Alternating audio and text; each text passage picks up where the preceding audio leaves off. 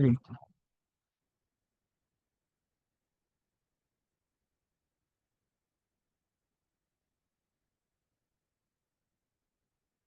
राधा माधव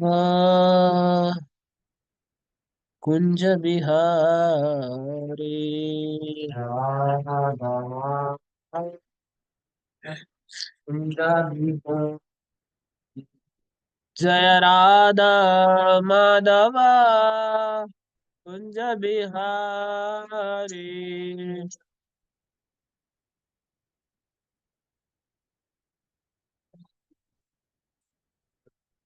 जय गोपी जन गिरिवरदा हरे।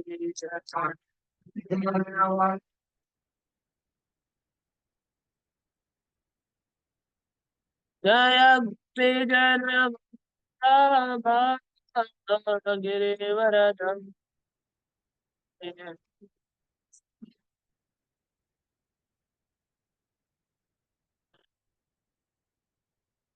यशोदनन्दन भज जननन्दन। यमुना तीर हरे। कृष्ण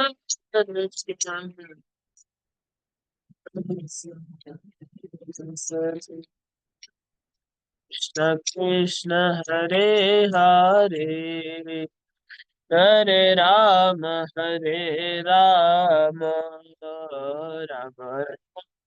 हरे हरे।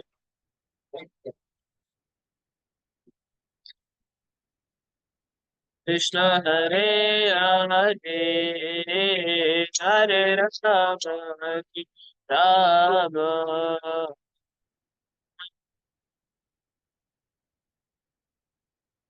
जय राधा माधव राधा माधव राधे।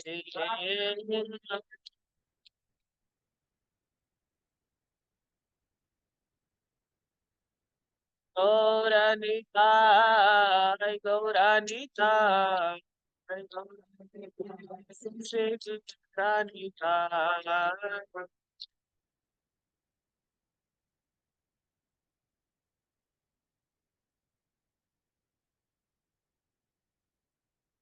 प्रभु प्रभु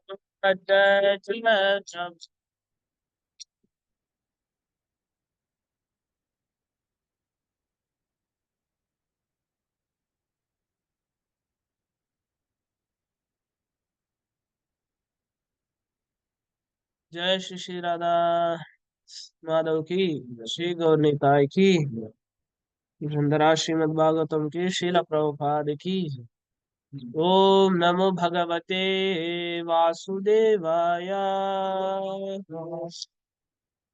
ओम नमो भगवते वासुदेवाय। ओम नमो भगवते वासुदेवाय। नारायणं नमस्कृत्य नरं चैव नरोत्तमं देवीं सरस्वतीं व्यासं ततो जयमुदीरयेत्। नष्टप्रायेषु अभद्रेषु नित्यं भागवत सेवया भगवतीरुत्तमश्लोके भक्तिर्भवति नैष्टिकी। कृष्णाय वासुदेवाय देवकी नन्दनाय च नन्दगोपकुमाराय गोविन्दाय नमो नमः। नमः पङ्कजनाभाय नमः पङ्कजमालिने नमः पङ्कजनेत्राय नमस्ते पङ्कजाङ्ग्रये। ॐ अज्ञानतिमिरान्धस्य ज्ञानाञ्जनशलाकया चक्षुर्मीलितं येन तस्मै श्रीगुरवे नमः। ఓ మనం ముందుకు వెళ్ళాలి. హరే కృష్ణ.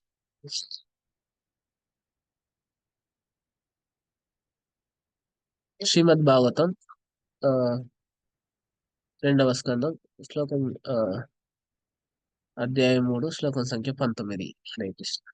स्वविड्वराहोष्ट्रकरये संस्तुतः पुरुषः पशुः न यत्कर्णापतु पेतो झातु नाम गदाग्रजः। स्वविड्वराहोष्ट्रकरये संस्तुतः पुरुषः पशुः न यत्कर्णपतोपेतो जातु नाम गदाग्रजः स्वविड्वराहोष्ट्रकरै संस्तुतः पुरुषः पशुः न यत्कर्णपतोपेतो जातु नाम गदाग्रजः। हरे कृष्ण भक्तों प्रभुजी माताजी। हरे कृष्ण प्रभु धन्यवाद। हरे कृष्ण धन्यवाद प्रणाम। सविडकर मल्लेडी प्रभु।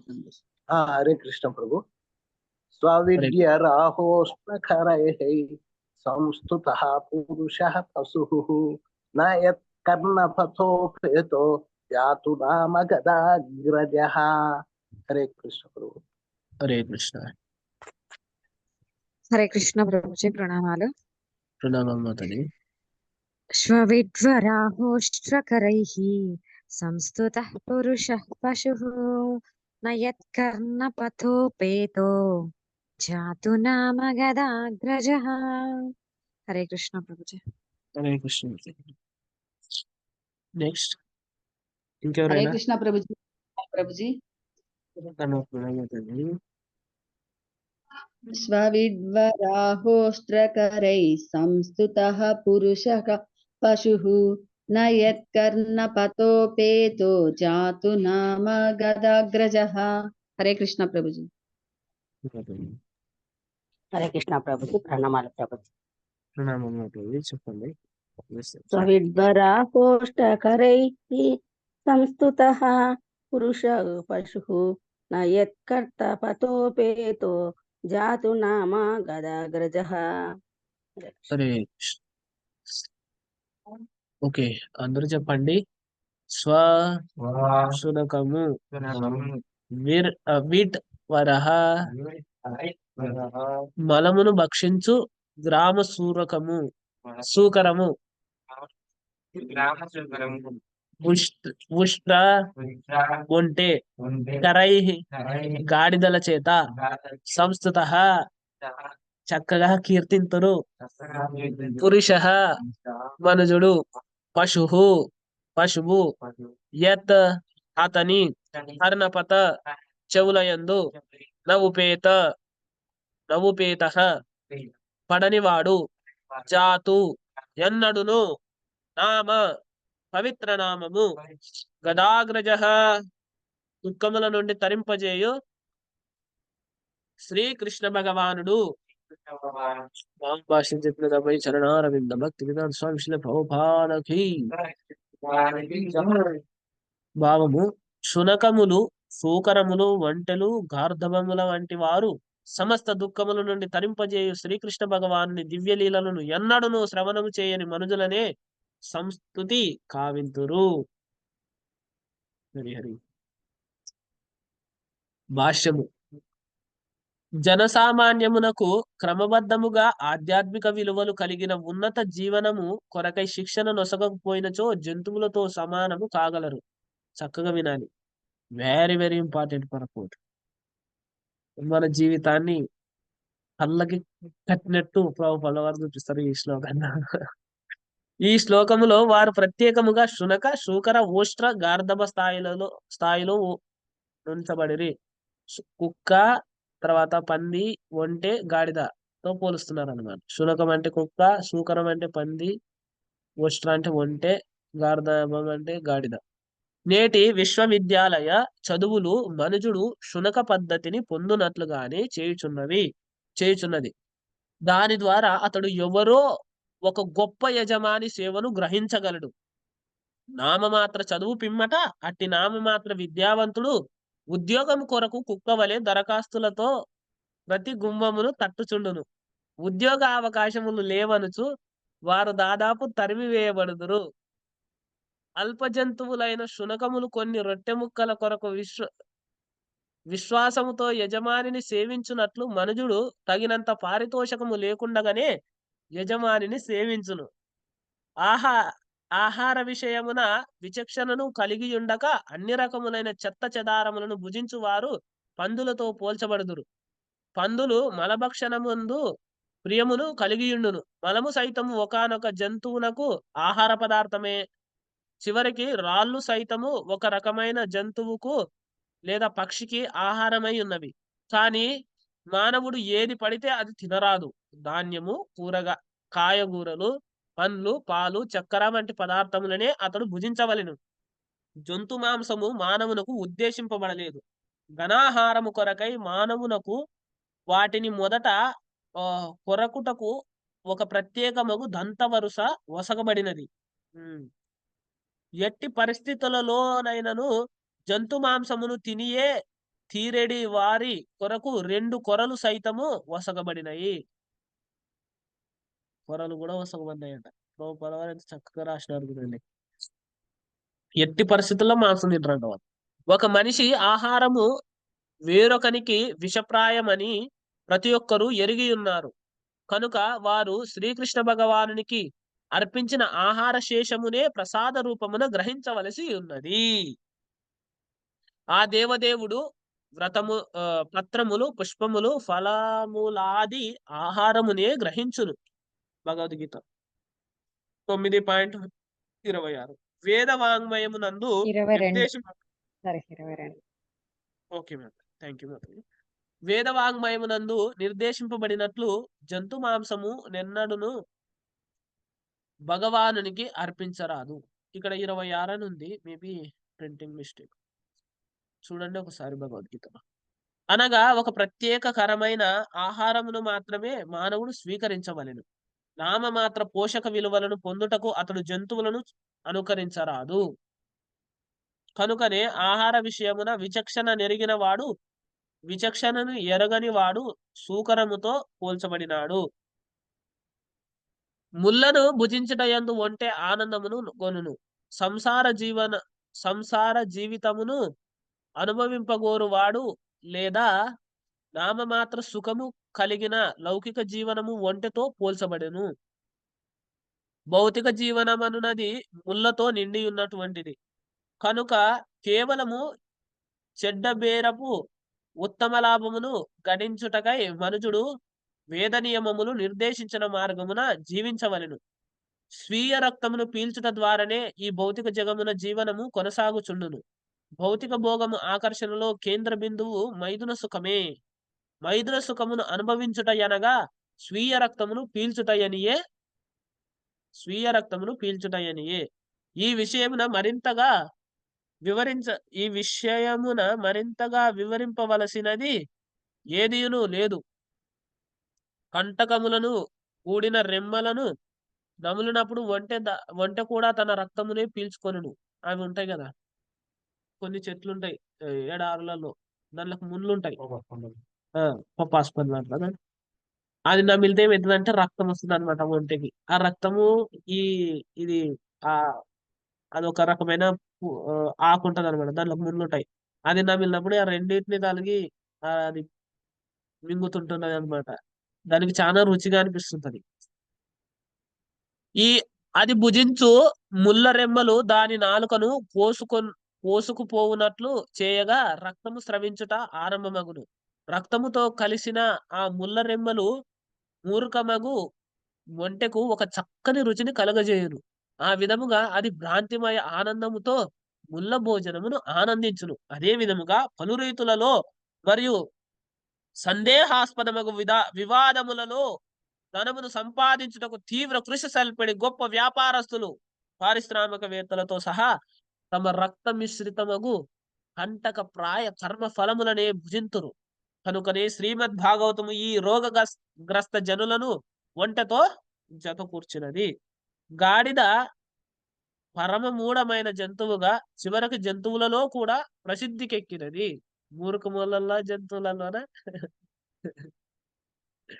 గాడిద ప్రసిద్ధికెక్కిందట. ప్రభుపాల వారు ఎంత చక్కగా, ఎంత పోయటిక్ గా రాస్తున్నారు చూడండి. భాష్యం ఎంత కవిత్వ పూర్వకంగా అంటే చూడండి. ప్రభుపాల వారు ఎప్పుడు కృష్ణుని పైన ధ్యానం ఉంటుందని మనం చూసినాం. గాడిద గురించి ఎంత చక్కగా వివరిస్తున్నారు అంటే ఈ ప్రపంచంలో ఉన్న వస్తువుల గురించి కూడా ప్రభుపాల వారికి ఎంత సంపూర్ణ జ్ఞానం ఉంది మనం అర్థం చేసుకోవచ్చు. కాబట్టి భక్తుడు అంటే సంపూర్ణం. అది కష్టించి పని చేయుచు తన కొరకు ఎట్టి లాభమును చేసుకొనకుండా గొప్ప బరువులను మోయుచుండును. అధిక గౌరవనీయము కానట్టి సాంఘిక స్థితి కలిగిన చాకలి వానిచే అది పనియందు నియుక్తము చేయబడును. దాని మరి ఒక ప్రత్యేక లక్షణమేమనగా ఆడుగాడిదతో తన్నులు తినుటకు అది అలవాటు పడి ఉండును.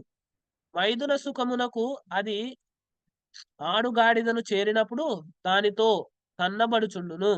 అయినప్పటికీ అది ఆ మైదున సుఖము కొరకు దానినే వెంటాడుచుండును. కనుకనే స్త్రీవశుడగు పురుషుడు గాడిదతో పోల్చబడును. నేటి కాలమున జనసామాన్యము తీవ్రముగా శ్రమించుచుంది. గొప్ప బరువులను మోయుచు రిక్షాలను లాగుచు జనులు వాస్తవముగా గాడిద పనుల యందే నియుక్తులై ఉన్నారు. అనగా నామమాత్రమగు మానవ నాగరికత పురోగతి మనుజుని గాడిద కర్మయందే నియుక్తుని కావించినది. గొప్ప గొప్ప కర్మాగారములలో కార్యశాలలలో శ్రామికులు అట్టి ఆరయుత కర్మల యందే నియుక్తులై ఉందురు. పగటి సమయమున కష్టించి పని చేసిన పిమ్మట ఆ పేద పారిశ్రామికుడు మైదున భోగమునకే గాక పలు గృహ కలాప విషయముల కొరకు భార్యచే తన్నులు తినుచుండును. హరి శిల ప్రభుపాద.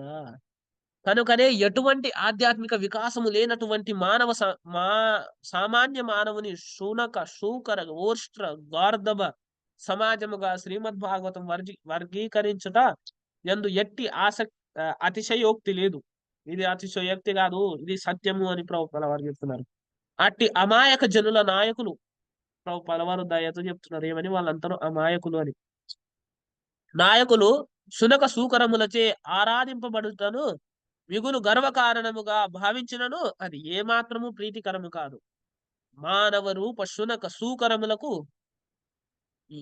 ఎవరేని గొప్ప నాయకుడైనప్పటికీ కృష్ణ విజ్ఞానమునందు వికాసమునందుటకు అభిరుచిని కలిగి ఉండనిచో అతడు సైతము జంతువే గాని వేరొకటి కాదని శ్రీమద్ భాగవతం బాహాటముగా చాటుచున్నది. అట్టివాడు శక్తివంతమైన జంతువుగా లేదా పెద్ద జంతువుగా పిలువబడినను అతని నాస్తిక స్వభావం కారణముగా శ్రీమద్ భాగవతం పరిగణలో మాత్రం మానవ వర్గమున ఎన్నడను స్థానమసకబడడు. అనగా శునక సూకరముల వంటి జనుల అట్టి భగవద్భావనారహిత నాయకులు అధిక శాతములో జంతు లక్షణములను కలిగి పెద్ద జంతువులై ఉన్నారు. మానవ జీవితము విలువల సముపార్జనకే ఉద్దేశించబడి ఉన్నది. మానవ జీవితము ఏం సంపాదించుకోవడానికి? విలువల్ని సంపాదించుకోవడానికి ఉద్దేశించబడింది. ప్రభుపాల వారు క్లియర్ గా రాస్తున్నారు ఇక్కడ. మానవ జీవితము విలువల సముపార్జనకే ఉద్దేశింపబడి ఉన్నది. అట్టి జీవితము అర్ధధం తదప్యధ్రువమర్థధం అని ఎవరు? ప్రహ్లాద్ మహారాజు చెప్తారు. విలువలను సుగునది అని పిలువబడినది. ఇక ఆ ఘనమైన జీవన విలువ ఏమిటి? దాని యొక్క విలువ, జీవితం విలువ ఏంటి? ఆ విలువ అంటే భగవద్గీత 8.15 యందు సూచించబడినట్లు భగవద్ధామమును తిరిగి చేరుటయే ఆ ఘనమైన విలువ. 8:15 శ్లోకము ఎవరైనా చెప్పండి. తర్వాత మాతాజీ మీరు పోస్ట్ చేయండి. శ్రీదీప గాడిద హరే కృష్ణ మీరు చాట్ లో పోస్ట్ చేయండి. గాడిద తన నిజ లాభమును ఎరుగజాలక ఇతరుల కొరకే కష్టించి పనిచేయును. కనుకనే మానవ జీవితమునందలి తన నిజ లాభమును మరచి ఇతరుల కొరకే కష్టించి పనిచేయువాడు గాడిదతో పోల్చబడును. బ్రహ్మవైవర్త పురాణమునందు ఈ క్రింది విధముగా తెలుపబడినది. ఆశీతిం చతురశ్చైవ లక్షాంస్తాన్ జీవజాతిషు భ్రమద్భిః పురుషై ప్రాశ్యం మానుష్యం జన్మ పర్యయాత్ తదప్యబలతాం జాతః తేషాం ఆత్మాభిమానినాం వరాకమనాశ్రిత్య గోవింద చరణద్వయం. మానవ జీవితము మిగుల మహత్వపూర్ణమై ఉన్నది. దాని ద్వారా జీవుడు భగవద్ధామమునకు సులభముగా చేరగలడు. కనుక ఉన్నత లోకములందలి దేవతలు సైతం కొన్ని మార్లు దరిత్రిపై మానవ జన్మ కొరకు అభిలషించుచుందురు. కావున అటువంటి మహత్వపూర్ణమగు మానవ దేహము లభించినప్పటికీ గోవిందునితో శ్రీకృష్ణ భగవానునితో గల నిత్య సంబంధమును పునఃస్థాపించుకొనని వాడు నిక్కముగా నిజలాభమును మరచిన మూర్ఖుడే యగును. 84 లక్షల జీవరాశుల వలయములలో ఒక దేహము పిదప మరొక దేహమును పొందుచు క్రమబద్ధమగు పరిణామ విధానమునందే మానవ దేహము లభించగలదు. కానీ మూర్ఖ మనుజుడు నిజలాభ ప్రాయశ్యమును మరచి రాజకీయ దాస్య విమోచనము లేదా ఆర్థికాభివృద్ధి వంటి వాటికి నాయకునిగా ఇతరుల స్థితిని వృద్ధిపరచుట వంటి పలు భ్రాంతిమయ కార్యక్రములందు లగ్నమగును. రాజకీయ దాస్య విమోచనమునకు లేదా ఆర్థికాభివృద్ధికి యత్నించుటలో నష్టమేదియును లేదు.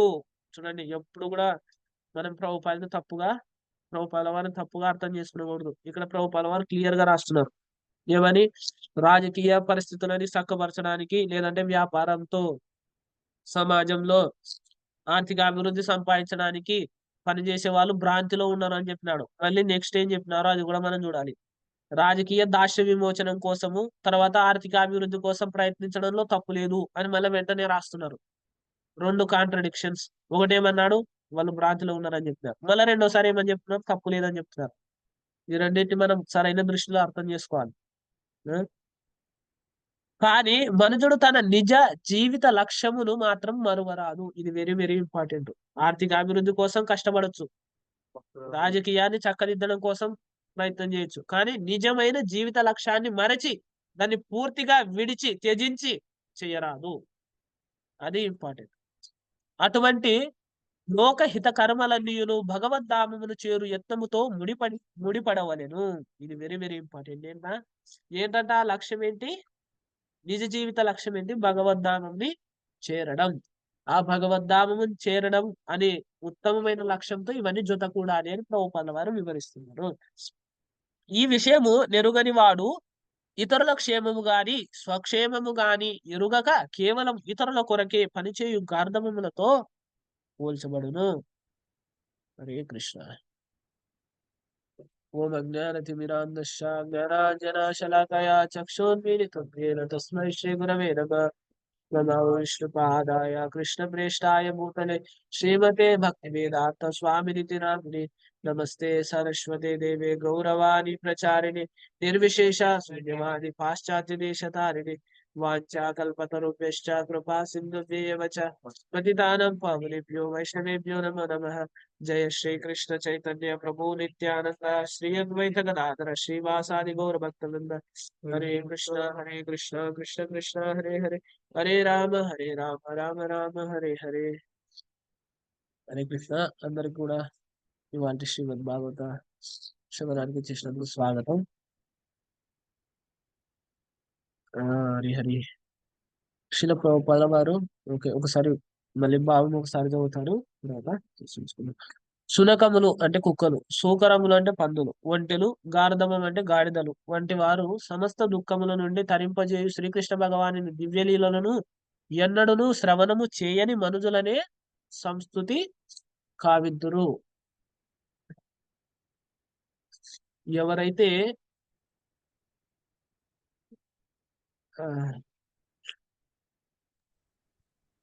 ఈ సమస్త దుఃఖముల నుంచి మనల్ని విడిపిస్తారో, ఇంతవరకు భాషల్లో మనం చదివినాం ఏంటా దుఃఖాలు అనేది.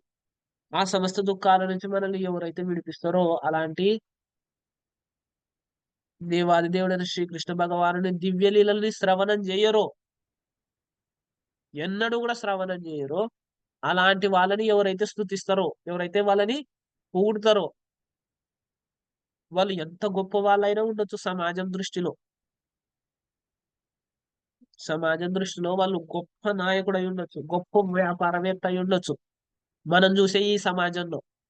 కానీ వాళ్ళు భగవంతుని యొక్క దివ్యలీల కథలను శ్రవణం చేయని నాడు అలాంటి వ్యక్తిని మన యొక్క నాలుక కీర్తించిందంటే అది అసత్ నాలిక, అది చెడ్డ నాలిక అని చెప్తున్నారు. అలాంటి వాళ్ళు ఏమిటితో పోల్స్తుంది శ్రీమద్ భాగవతం అంటే, కుక్క, పంది, ఒంటె, గాడిద. సో ప్రభుపాద వారు వివరిస్తున్నారు మనకి. చూడండి, ఈ శ్రీకృష్ణ భగవానుని దివ్య లీలలకి ఉండే మహత్తే అది. దివ్య లీలలకు ఉండే మహత్తు ఏంటంటే, అది ఎప్పుడైతే ఈ భగవంతుడి యొక్క ప్రతిదీ అబ్సల్యూట్ అనమాట, ఏది కూడా ఒకదానికోటి తీసిపోదు, అన్ని సమానం. భగవంతుడి యొక్క నామ రూప గుణ లీలలు అన్ని కూడా ఏంటి, సమాన శక్తిని, సమానంగా ఆనందాన్ని ఇచ్చే శక్తిని కలిగి ఉంటాయి అనమాట. అందుకే నామానికి భగవంతునికి తేడా లేదని మనం వింటాం. అభిన్నః నామనామినో అని, అంటే భగవంతుని నామానికి భగవంతునికి తేడా లేదు అని వింటాం. భగవంతుని యొక్క సాన్నిధ్యంలో ఉండే ఆనందం చాలా దివ్యమైనది అనమాట. ఎందుకు శ్రీమద్భాగవతం ఇట్లా చెప్తుందంటే, ఇదొక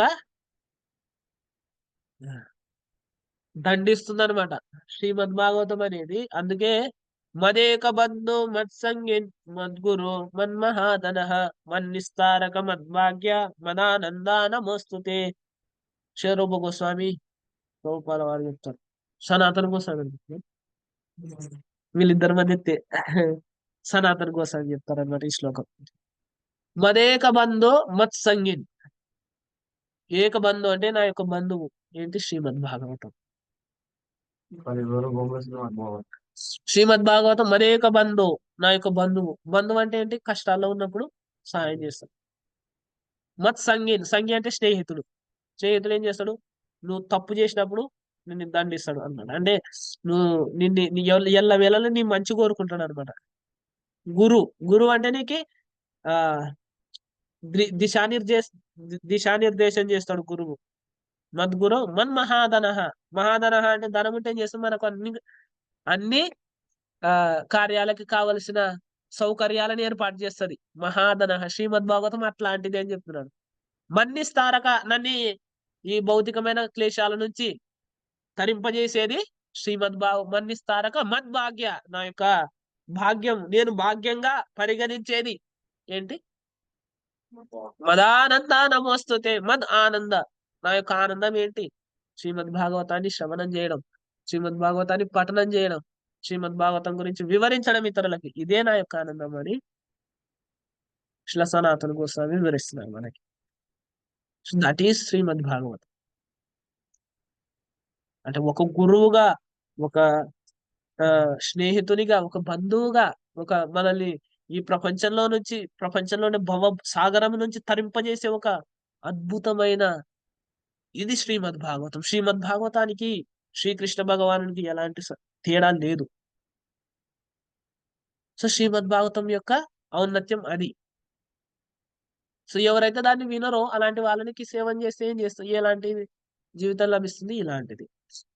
ఇక్కడ జనసామాన్యమునకు క్రమబద్ధముగా ఆధ్యాత్మిక విలువలు కలిగిన ఉన్నత జీవనము కొరకై శిక్షణను ఒసగపోయినచో జంతువులతో సమానము కాగలరు కదా. జ్ఞానం లేదంటే ఏంటి, జంతువుతో సమానమే.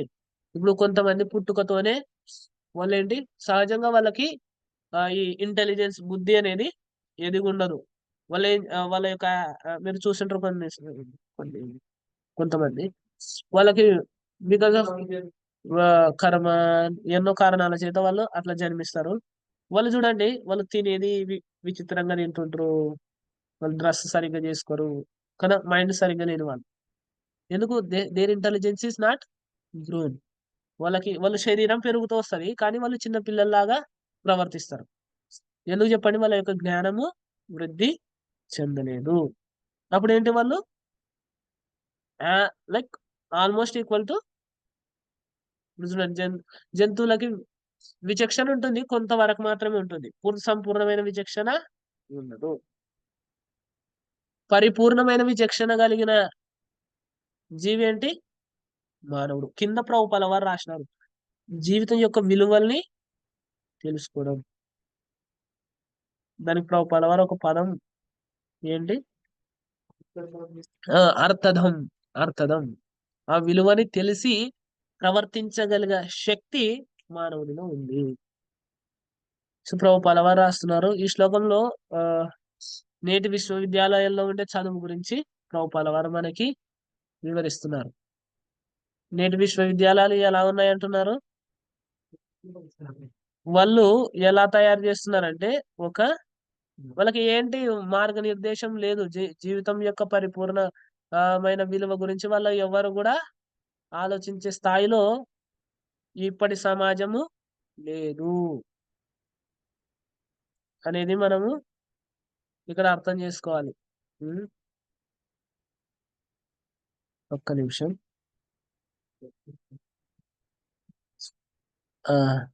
ఇక్కడ చెప్తున్నారు ఏంటి, వాళ్ళు చదువుకుంటారు, బాగా చదువుకున్న తర్వాత ఉద్యోగం కోసం ఒక ఇంటి తర్వాత ఒక ఇంటికి వెళ్తారు, అంతే కదా. ఇప్పుడు మనం ఇవన్నీ కూడా ప్రభుపాల వారు ఒక ఇంటి తర్వాత ఒక ఇంటికి ఇప్పుడు మనం చూస్తాం. ఇది ఇప్పుడు డాగ్స్ ఉంటాయి కదా, కుక్కలు ఉంటాయి, శునకం అదేం చేస్తుంది, ఒక ఇంటి నుంచి ఇంకో ఇంటికి, ఇంకో ఇంటి నుంచి ఇంకో ఇంటికి.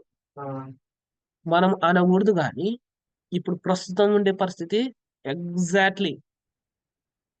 ఎగ్జాక్ట్ గా ఉంది. ఒక్క పోస్ట్ కి ఎంతమంది ఉన్నారు? 1000 మంది. ఒక్క పోస్ట్ ఉంటది, 1000 మంది ఉంటారు కదా. మనం చూడొచ్చు ఏంటి, మళ్ళీ ప్రభుపాల వారు రాస్తున్నారు, వాళ్ళు చేసే కష్టానికి వేతనం కూడా ఏంటి చాలా తక్కువ లభిస్తుంది. వాళ్ళు కష్టం ఎక్కువ, వేతనం తక్కువ.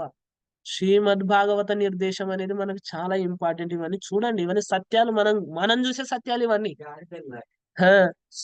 కాబట్టి ఇది వెరీ వెరీ ఇంపార్టెంట్. మనం ఎవరి దగ్గర పనిచేస్తున్నాం.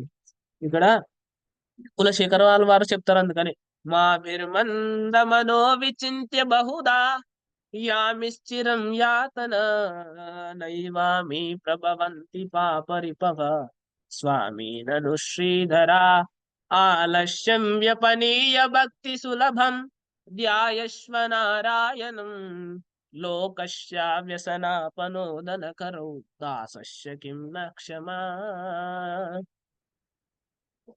కులశేఖరాల వారు మనసు చెప్తున్నారు, ఓ మందమతి, ఎందుకు నువ్వు టెన్షన్ పడుతున్నావు? ఎందుకు ఇంత ఈ ప్రపంచంలో బతకనికే పరితపించిపోతున్నావు సౌకర్యాల కోసం?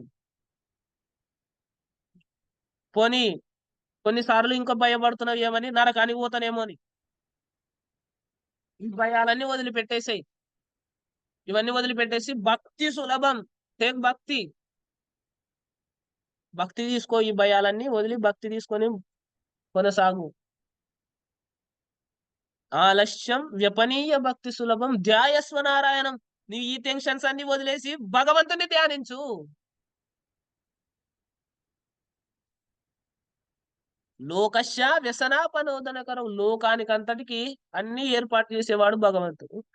నీవు సేవకునిగా మారితే నిన్నెందుకు చూసుకోడు ఓ మూఢమతి అని చెప్తున్నారు అనమాట కులశేఖర అన్నవారు. సో ఇలాంటి మనం ఎలాంటి వానికి సేవ చేయాలి? మనల్ని ఎప్పుడు త్యజించని వానికి సేవ చేయాలి. మనల్ని ఎప్పుడు త్యజించని వాడు భగవంతుడు. మనం త్యజించినా మనల్ని త్యజించని వాడు భగవంతుడు, కృష్ణుడు.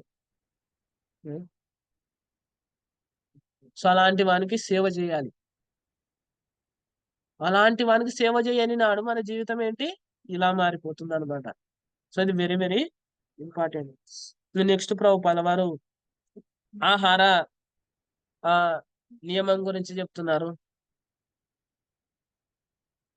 ఏంటి, రాత్రి ఇప్పుడు చూడండి, రాత్రి ఎప్పుడు పొద్దున హడావిడిగా హుటాహుటిన పరిగెత్తుతూ తిని తినక ఆఫీసులకి, స్కూల్స్ కి, కాలేజెస్ కి, ఫ్యాక్టరీస్ కి వెళ్ళిపోతారు. వాళ్ళు హార్డ్ గా running running running running running running పని చేస్తారు. మళ్ళీ మధ్యాహ్నం తిని తినగా కొంచెం తింటారు. కొంతమంది ట్రైన్ లో పోయేటప్పుడు తింటారు, కొంతమంది బస్సులో పోయేటప్పుడు తింటారు.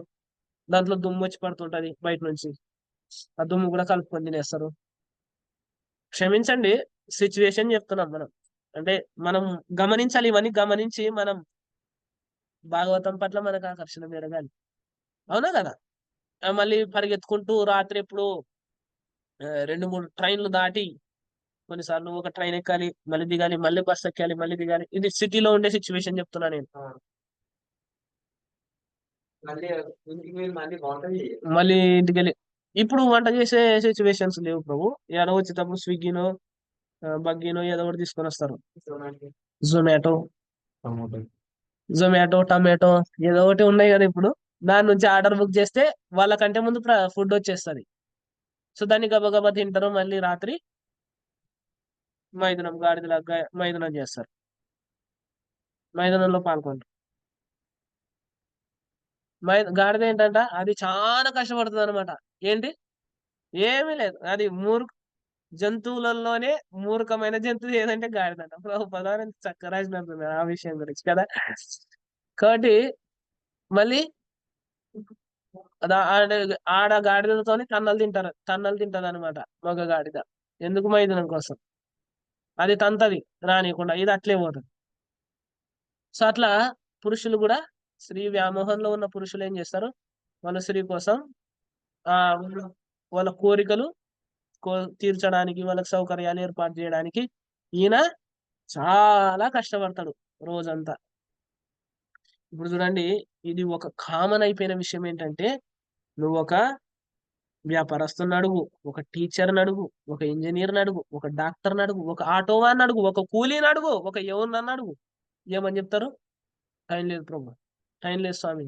అందుకే ప్రభు పదవారు చెప్పినారు, ఈ నాగరికతనే అంటారు కదా ఇప్పుడున్న ప్రపంచాన్ని. నవీన నాగరిక మానవుని యొక్క జబ్బు ఏంటంటే సమయం లేదు అని చెప్పడం. సమయం లేదు అని చెప్పడమే ఈ నవీన నాగరికత మానవుని యొక్క జబ్బు అని ప్రభుపాల వారు మనకి వివరిస్తున్నారు. ఇది చూడండి, ఒక్కొక్క దానికి కనెక్షన్ ఉంది.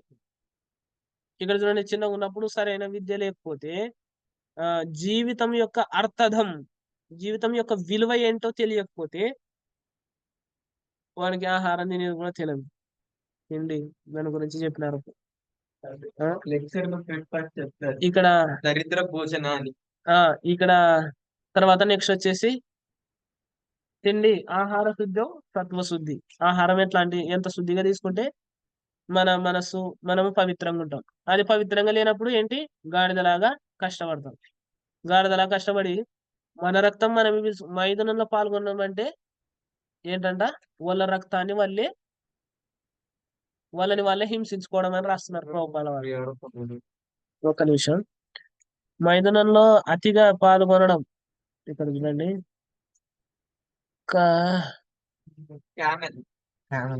ఒక్క నిమిషం ప్రభు, నన్ను ఇక్కడ నుంచి చదవనియండి.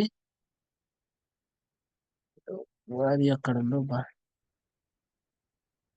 ఓకే, ఎనీవే, ఇదేంటంటే ఒంటెలు ఏం చేస్తాయి, తన రక్తాన్ని తను పీల్చుకుని తన ఆహారాన్ని రక్తాన్ని తను భుజిస్తుంది. ఏంటి, ముళ్ళతో ఉండే ఆ రెమ్మల్ని నములుతూ తన రక్తంతో కలిసి ఉంటది. ఈ ఎగ్జాక్ట్లీ మన 7 రసాలు 7 ఉంటాయి మన శరీరంలో. అంటే శక్తినిచ్చింది మధ్య, ఎముకల మధ్యలో ఉండే మధ్య, 6వది. దాని తర్వాత తయారయ్యేది శుక్ర కణాలు. యాక్చువల్ గా అవి మానవులు ఏం చేస్తారు, అది రక్తంతో తయారవుతుంది. ఒక్క శుక్ర కణం తయారవడానికి ఒక బిందువు, ఒక చుక్క 60 నెత్తుటి చుక్కలైతే ఒక్క బిందువు ఏర్పడుతుంది అనమాట. రక్తం ఏంటి, ఆహారము రక్తంగా మారుతుంది. కాబట్టి ఎంత శక్తిని మనము, ఒక వ్యక్తి ఎవరైతే దాంట్లో పాల్గొంటారో అదే పనిగా వాడు వేస్ట్ చేస్తున్నాడు అని అర్థం. అందుకే ఏంటి, ఓన్లీ ధర్మ అవిరుద్ధో భూతేషు కామోస్మి భరతర్షభ అని కృష్ణుడు భగవద్గీతలో చెప్తారు. ఏంటి, ధర్మానికి వ్యతిరేకంగా లేని కామం నేను అని చెప్తారు. అంటే అర్థం ఏంటి, ఓన్లీ సంతాన కోసమే మైథున క్రియలో పాల్గొనాలి. అది మైథునం కాదు, అది ధర్మం. అది దాని మైథునం అని రాదు, ధర్మం అని. ఈవెన్ అది కూడా, దాన్ని కూడా ఖండిస్తుంది శ్రీమద్ భాగవతం. ఎందుకంటే ఇది పుంసః స్త్రియా మిథునీ భావమేతం, శ్రియో మిత ఈ ఈ శ్లోకంలో చెప్తున్నారేమని ఆ పుంసః శ్రియ మిథుని భావమేతం అంటే ఈ భౌతిక ప్రపంచం అనేది స్త్రీ పురుషుల మధ్య ఆకర్షణ అనే ఒక బలమైన బంధంతో బంధించబడింది అనమాట. ఆ సంఖ్యలు ఆ సంఖ్యలు ఏంటి? ఈ మైథున సుఖం, స్త్రీ పురుషుల మధ్య ఉండే ఆకర్షణ అనే దాంతో ఏర్పడింది. దానివల్ల ఏంటి? నేను, నా కుటుంబము, నా సమాజము, మా రాజకీయ నాయకుడు, ఇది అది అని చెప్పని ఇవన్నీ ఏర్పడతాయి. సో చూడండి, జీవితము ఇట్లా కళ్ళకి కట్టినట్లు మనకి శిల ప్రభుపాల వారు ఇక్కడ వివరిస్తున్నారు. శ్రీమద్ భాగవతం యొక్క ఔన్నత్యాన్ని మనం ఇప్పటికీ కీర్తించలేకపోతున్నాం అంటే అది మన మూర్ఖత్వమే. శ్రీమద్ భాగవతానికి మనం ఇప్పటికీ సమయాన్ని ఇవ్వలేకపోతున్నాం అంటే మనము ఆ ఇట్లా ఏడుస్తారు కదా గుండెలు బాదుకొని ఎవరైనా ఆ చాలమైనప్పుడు మనం అట్లా బాదుకొని ఏడవాలి మన సమయాన్ని మనము శ్రీమద్ భాగవతంతో సంబంధం లేకుండా గడిపినందుకు.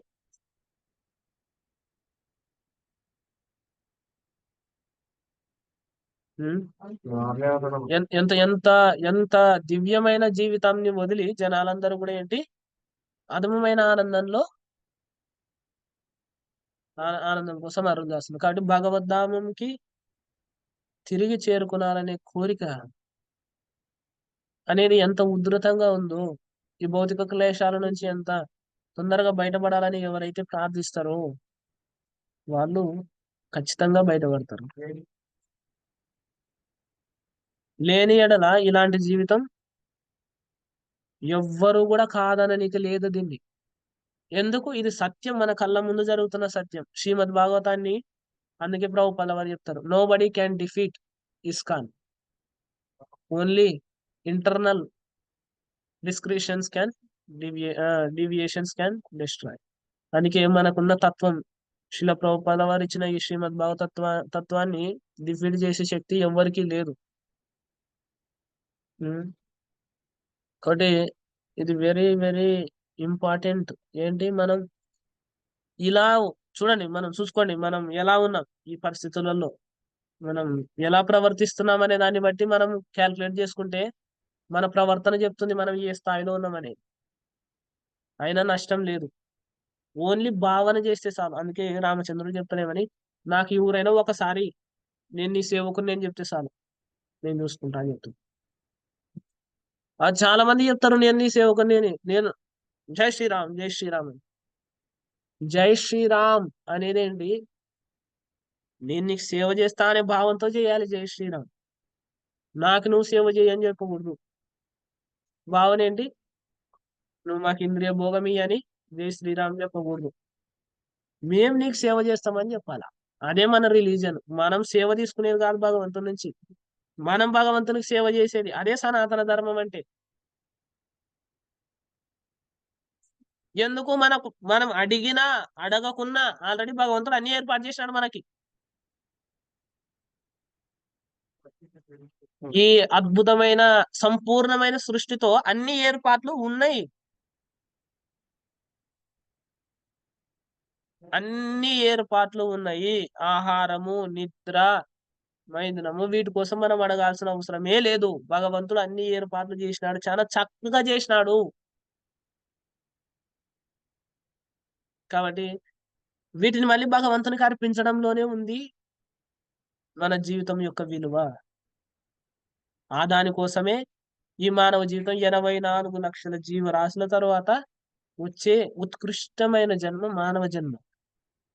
దీన్ని ఈ జంతువుల లాగా మనం గడపరాదు అనేదే ముఖ్యోద్దేశం. తిరిగి ధామానికి చేరుకోవడమే జీవితం యొక్క లక్ష్యం. అందుకే ఇక్కడ రాసిన ప్రభుపాల వారు కొంతమంది వ్యాపారవేత్తలు, తర్వాత రాజకీయ నాయకులు వాళ్ళేంటి స్థిరత్వం కోసం ప్రయత్నం చేస్తూ ఉంటారు.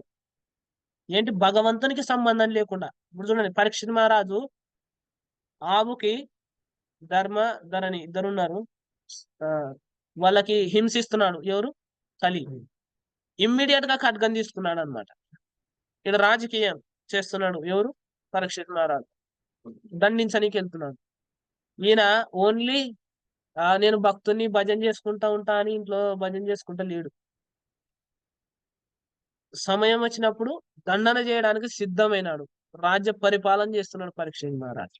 అది గమనించాలి మనం. అదే విధంగా అర్జునుడు భగవంతుడు కోరుకున్నాడు కాబట్టి యుద్ధం చేసినాడు.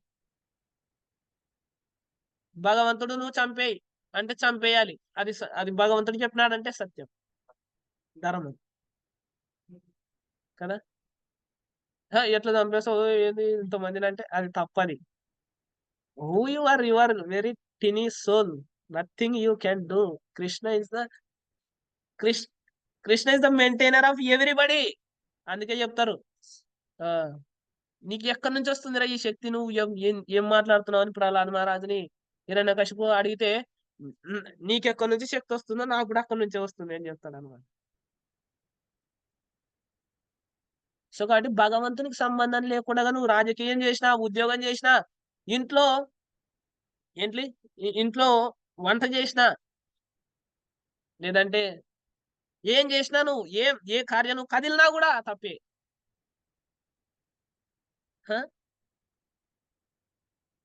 నూనం ప్రమత్త కురుతే వికర్మ యదింద్రియ ప్రీతయ ఆప్రుణోతి నసాధు మన్యే యత ఆత్మనోయం అసన్నపి క్లేశద ఆసదేహ. ఈ ప్రపంచంలో చాలా పిచ్చిగా ఉంటారు.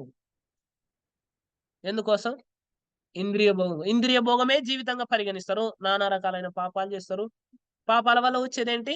మళ్ళీ ఇంకో దేహం వస్తుంది, ఇంకో దేహం తయారు చేసుకుంటారు. ఆ దేహం కూడా ఏంటి? అది అశాశ్వతమైన దేహము, మళ్ళీ బాధల్ని ఇస్తుంది. సో ఎవరైనా ఇంటెలిజెంట్ ఉంటే, బుద్ధి కలిగిన వాళ్ళు ఉంటే, వాళ్ళు ఎప్పుడు కూడా వాళ్ళ యొక్క జీవితాన్ని కష్టాలలో వాళ్ళ చేతులారా పడేసుకోరు అని మనకి శ్రీమద్ భాగవతము చెప్తుంది. గ్రంథరా శ్రీమద్ భాగవతం కి శ్రీల ప్రభుపాదకి వాంఛా కృపా సింధుభ్యో చ పతితానాం పావనేభ్యో వైష్ణవేభ్యో నమో నమః. అనంతకోటి వైష్ణవ బృందకి జయ. శ్రీల ప్రభుపాదకి జై. గో హరి హరి బోల్.